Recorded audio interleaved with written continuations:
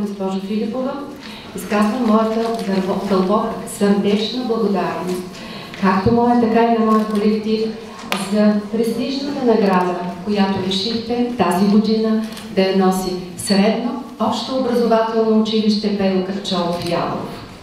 Тази награда приемам с дълбока отговорност и съзнавам, че тя съчетава в себе си професионализма на моята колегия, съчетава тяхната всеотдайност и, разбира се, дълбока любов към децата.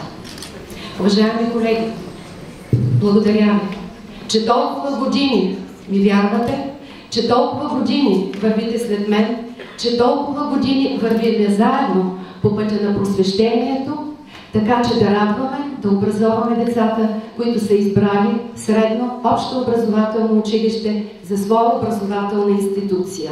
Благодаря ви още веднъж и пожелавам светли майски празници!